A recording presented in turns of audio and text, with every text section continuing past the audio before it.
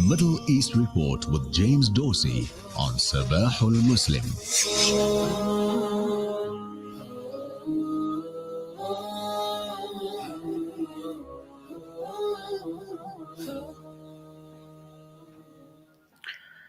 James Dorsey is an award winning scholar and journalist with a different perspective on the Middle East and a senior fellow at the S. Rajaratnam School of International Studies at Singapore. James, thank you very much for your time and always a pleasure to have you on Radio Islam International. Habib, the pleasure is always mine. Thank you for having me. Let's start off, James. Israel is playing a high stakes game of bluff poker. The question is whether the United States and Europe will call its bluff in response to the attack on Hamas leadership in Qatar.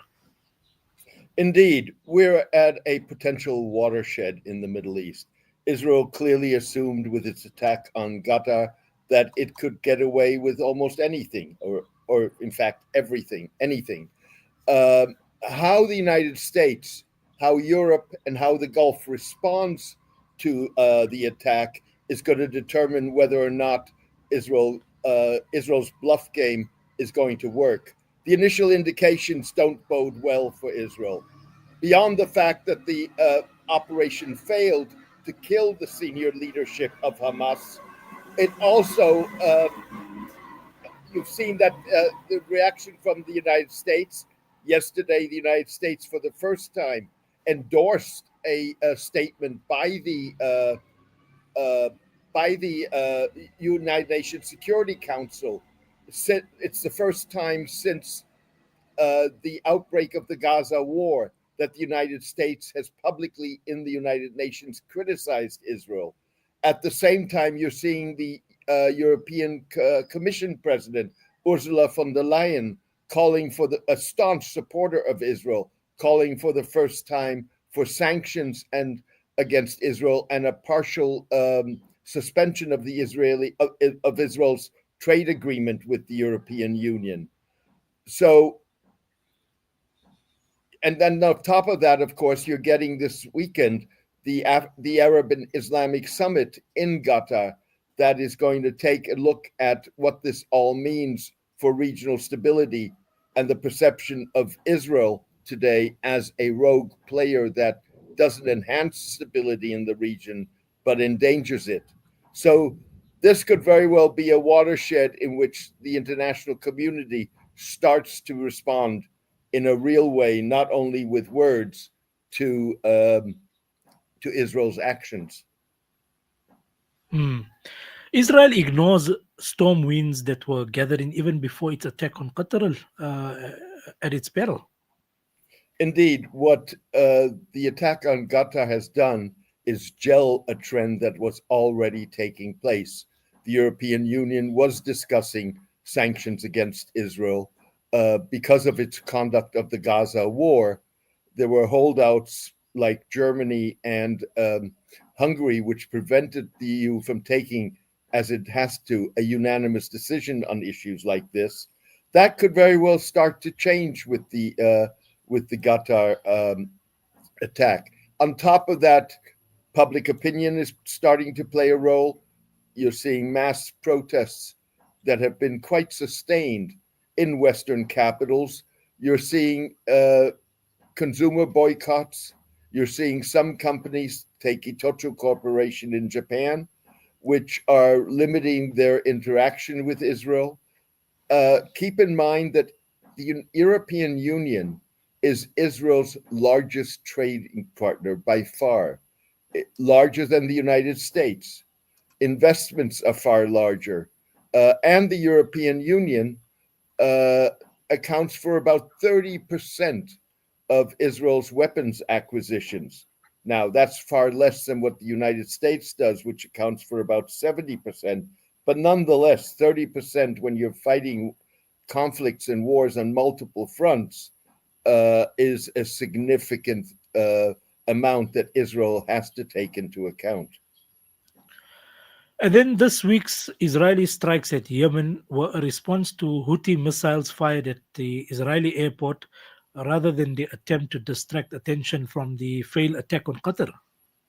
Indeed, many analysts have suggested that this week's strike, Israeli strike at the Yemeni capital of Sana'a, in which Israel said that it had destroyed military camps as well as a media operation of the Yemeni Houthi rebels.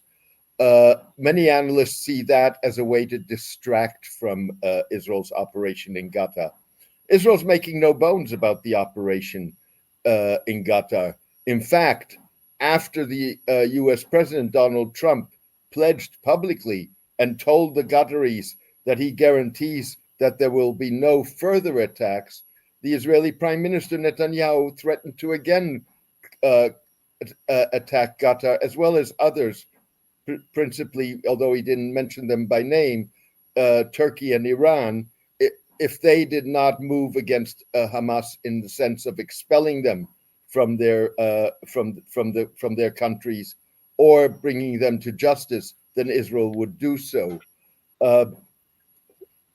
Fact of the matter is that if you go back to Monday, when the Israelis decided to attack to attack Gaza, the Israelis very clearly said that it was in response to two events. One was the attack on an Israeli bus that Hamas claimed responsibility for, in which 6 people were killed. And the other was the fact that the Houthis had fired missiles against Ramon Airport, a secondary airport in Israel.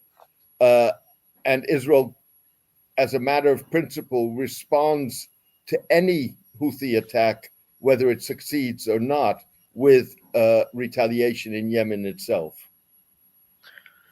And then finally, with the United States and Israel discussing a follow-up to a $38 billion 10-year memorandum of understanding between the two countries, which is set to expire in 2028, Israeli officials are warming to the notion of paradigm shift in U.S.-Israeli military relations.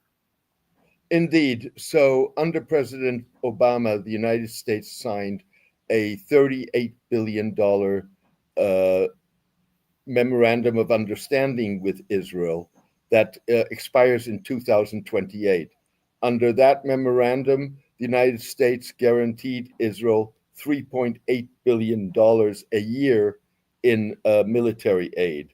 Basically, it positioned Israel, or reaffirmed Israel's position as a recipient of U.S.